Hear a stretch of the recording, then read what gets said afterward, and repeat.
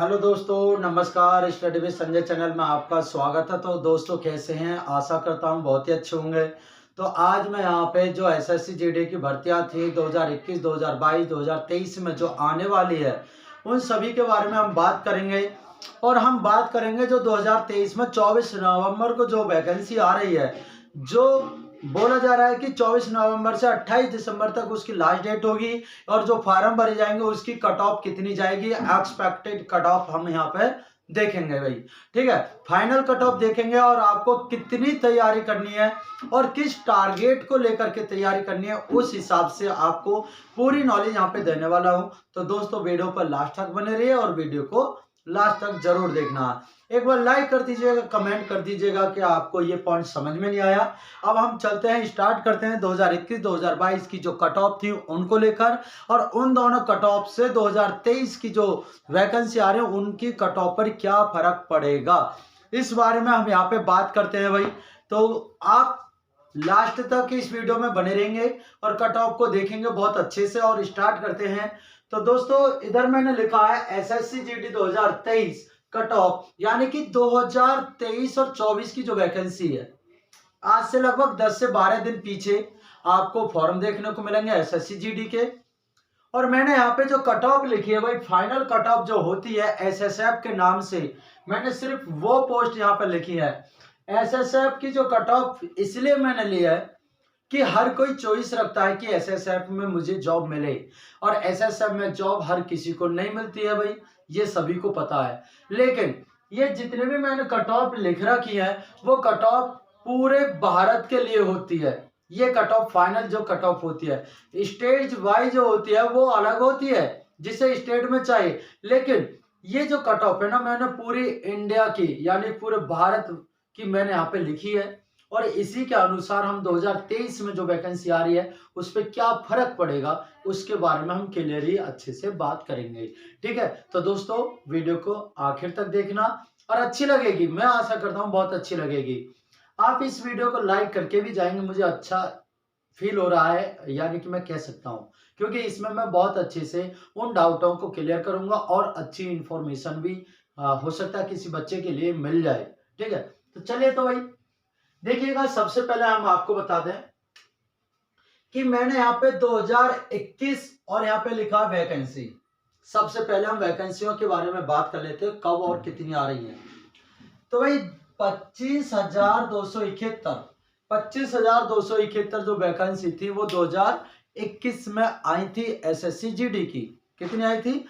25,271। लेकिन अगले साल की बात करें, जैसे 2022 आया तो 2022 में ये वैकेंसी आती है 46,435। कितनी आती है? 46,435 ये वैकेंसी 2022 में आती है भाई।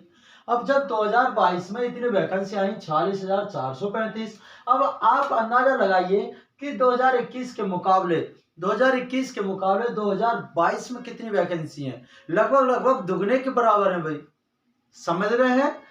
जो 2021 में वैकेंसी आई थी उसके मुकाबले तो 2022 में दुगनी हो गई, तो इससे कोई ना कोई तो फर्क पड़ा होगा भाई मेरिट पर।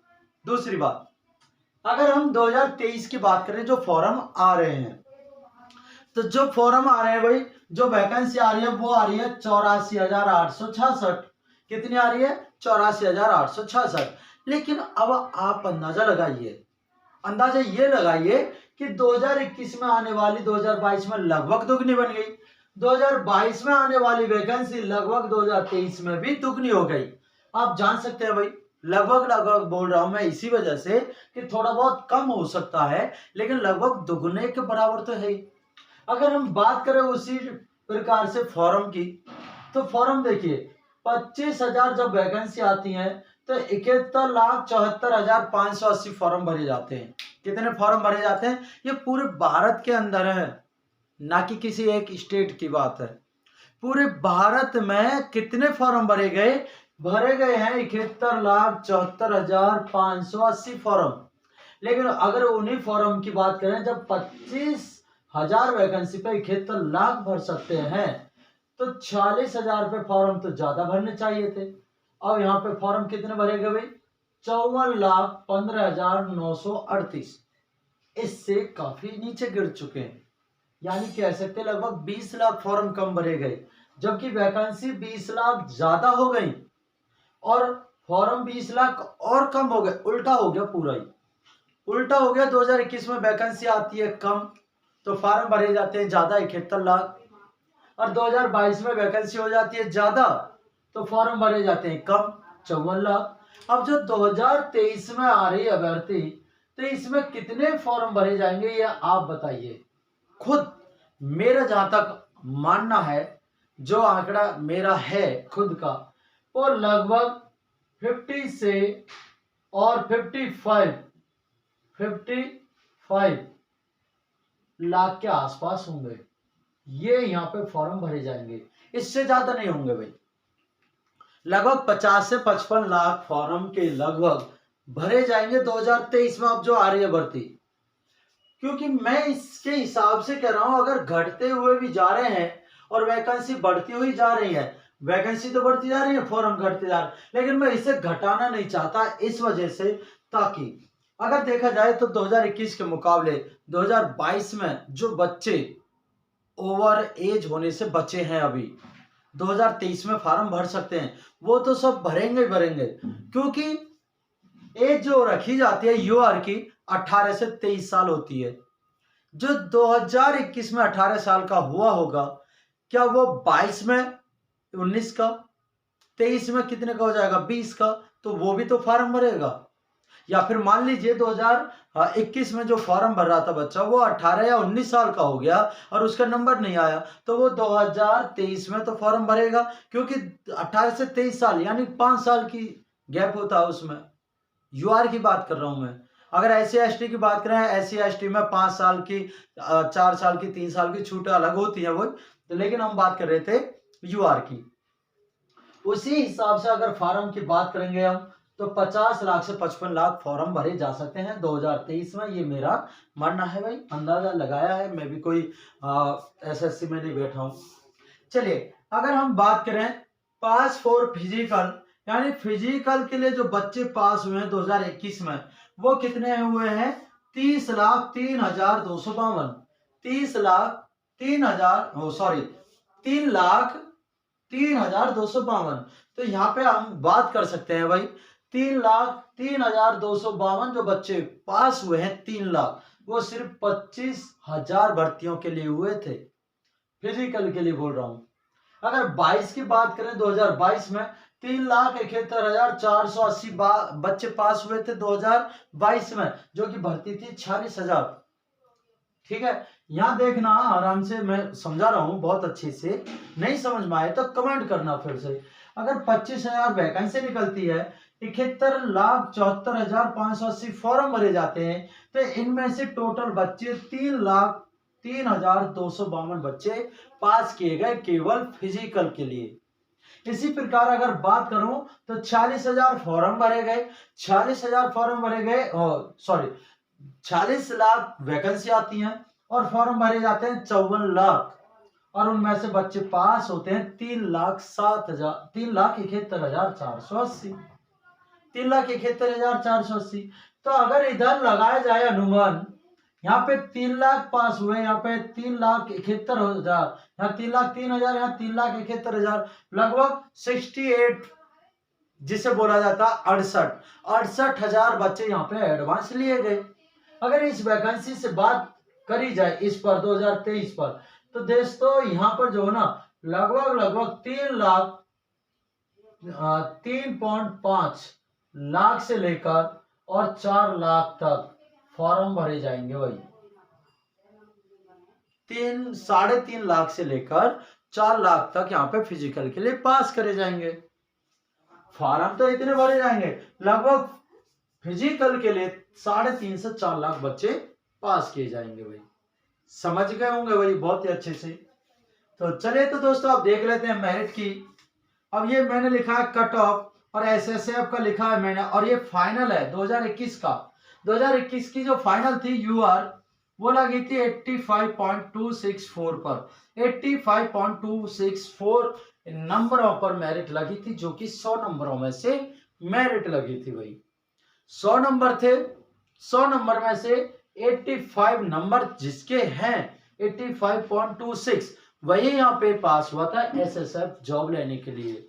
इसी प्रकार अगर हम करें ओबीसी की, ओबीसी के बच्चे 84.469 जिनकी ओबीसी में 84 नंबर हैं 84.469 वही बच्चे यहाँ पे एसएसएफ में सेलेक्ट हुए थे ओबीसी वाले। ठीक है भाई, समझ गए होंगे। अगर हम एससी की बात करें तो एससी में भी क्या हुआ कि 68.497 इतने बच्चे पास हुए थे पीईटी के लिए, यानी कि कट ऑफ के लिए, जो कट ऑफ लगी थी उसके में। ठीक है, फाइनली कट ऑफ। और यहाँ पे एसटी वाले बच्चे जो हुए थे वो 78.162 मेरिट लग चुकी थी एसएफ के लिए। किसकी थी? एसटी की। अगर ईडब्ल्यूएस की बात करें तो 83.660 यानी कि 83.660 यानी कि इतने पर मेरिट लगी थी ईडब्ल्यूएस की। तो ये चीज ना बहुत अच्छे से मैंने बताया और समझ गए होंगे भाई। अगर हम बात करें अब 2022 की, 2022 में यूआर की जो मेरिट लगी थी वो लगी थी भाई 142.390 ये मेरिट लगी थी भाई।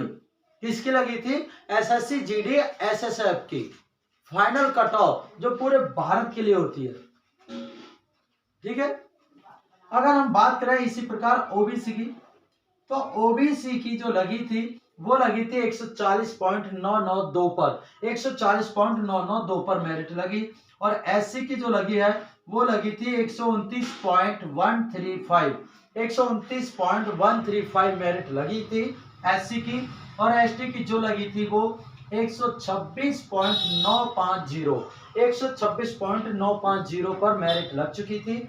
और इसी प्रकार ईडब्ल्यूएस की बात करें तो 140.883 पर मेरिट लगी थी एसएसएफ में एसएससी जीडी की। फाइनल है ये, बिल्कुल फाइनल, जो पूरे भारत के लिए थी। ठीक है, चलिए तो आगे हम देखते हैं। अब भाई 2023 में जो वैकेंसी आ रही है 24 नवंबर को, और जो 24 नवंबर को वैकेंसी आ रही है उसकी एक्सपेक्टेड जो कट ऑफ है, मैंने पीछे की कट ऑफ के अनुसार मैंने नई कट ऑफ अपनी तरफ से बनाई है। और जाकर के देख लेना किसी भी यूट्यूब चैनल पर लगभग मेरे से ही मैचिंग वो कर पा रहे होंगे, वरना देख लेना आज के बाद जो भी मेरिट बनाएंगे ये बिल्कुल मैचिंग करेंगे, बिल्कुल जो भी यूट्यूब वाले हैं सब मैचिंग करेंगे भाई। ठीक है, देख सकते हैं कहीं भी किसी भी चैनल पे जाकर के। ये कट ऑफ ना मैंने अपने हिसाब से इस प्रकार से बनाई है कि मैंने 2018-19 वाली, 2021 वाली और 2022 वाली मेरिट को देख करके बना रहा हूं। ठीक है, ये जो मेरिट बना रहा हूं। चलिए एक्सपेक्टेड कट ऑफ देख लेते हैं भाई। मैंने यहाँ पे लिखा है SSC GD expected cut off 2023, यानी कि 2023 में जो वैकेंसी आ रही है उनके लिए। चलिए तो भाई अगर हम बात करें यूआर की, तो इधर तो मैंने क्वेश्चन लिखे हैं, इधर नंबर लिखे हैं उनके भाई, ध्यान रखना। तो 72 से लेकर 77 क्वेश्चन तक, कितना? 72 से लेकर 77 क्वेश्चन तक जो क्वेश्चन सही कर पाएगा, जो क्वेश्चन सही कर पाएगा, अगर 72 भी क्वेश्चन सही है तब भी और 77 है तब भी, यानी 80 में से। तो अब ये सोचिए कि कंपटीशन कितना रहने वाला है जो इतनी कट ऑफ बता रहा हूं, और ये ऑल इंडिया के लिए बता रहा हूं फाइनल कट ऑफ। अगर नंबर की बात करें तो नंबर भाई फाइनल में जो होने चाहिए वो 144 से 154, 10 नंबर का मैं अंतर बताऊंगा भाई। ये सभी जानते होंगे कम से भी कम नॉर्मलाइजेशन में जो नंबर मिलते हैं 7 से 8 नंबर मिलते हैं भाई। हर किसी बच्चे को जब बढ़ता है तो 7 से 8 नंबर बढ़ते हैं, वो होता है पेपर के हिसाब से। जो फर्स्ट पेपर होगा उसी से हम अंदाजा भी लगा सकते हैं भाई, जानते हैं। चले तो यानी कि यूआर के लिए जो कट ऑफ लगेगी 72 से 77 क्वेश्चन सही कर पाओगे तब जाकर के 144 से 154 नंबर सही बन पाएंगे आपके। और इसी प्रकार ईडब्ल्यूएस की बात करें, ईडब्ल्यूएस में 71 से 76 क्वेश्चन जो सही करेगा या फिर 142 से 152 नंबर तक लेकर आएगा उसका फाइनल सिलेक्शन हो जाएगा भाई।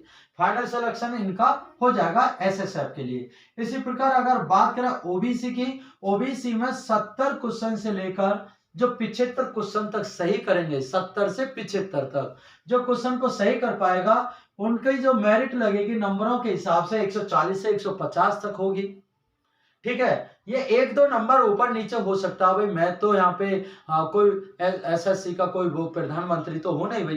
ठीक है, तो ये मैं एक एक्सपेक्टेड अपने आंकड़ों के अनुसार बता रहा हूँ। एक नंबर ऊपर भी हो सकता है, नंबर नीचे भी रह सकता है, लेकिन मैंने अंदाजा बताया 140 से 150 तक हो सकती है। इसी प्रकार अगर बात करें एससी की कट ऑफ जो होगी वो 60 से 65 क्वेश्चन जो सही करेगा या फिर जो 120 से 130 नंबर लेकर आएगा उनकी यहाँ पे मेरिट लग जाएगी, फाइनल सिलेक्शन हो जाएगा भाई।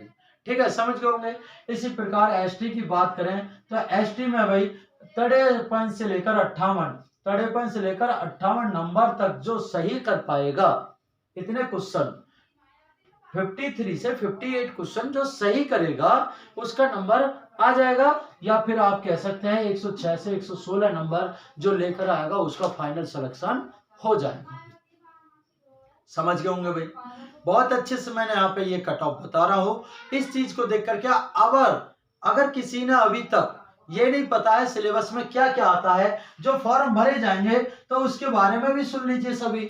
तो देखो इसमें 4 सिलेबस आते हैं। क्या क्या आता है? एक तो आता है भाई मैथ, जो क्या आता है 20 क्वेश्चन यानी कि 40 नंबर के होते हैं, 20 क्वेश्चन 40 नंबर के। इसी प्रकार एक आता है इसमें रीजनिंग। ठीक है, रीजनिंग में भी 20 क्वेश्चन आते हैं और जो कि 40 नंबर के होते हैं, 20 क्वेश्चन 40 नंबर के। और इसी प्रकार अगर बात करूं मैं यहां पर किसकी, जीके और सीए यानी कि जनरल नॉलेज और करंट अफेयर्स की बात करें तो इसमें भी 20 क्वेश्चन 40 नंबर के आएंगे। समझ गए होंगे। और अब बात करें हिंदी या फिर इंग्लिश।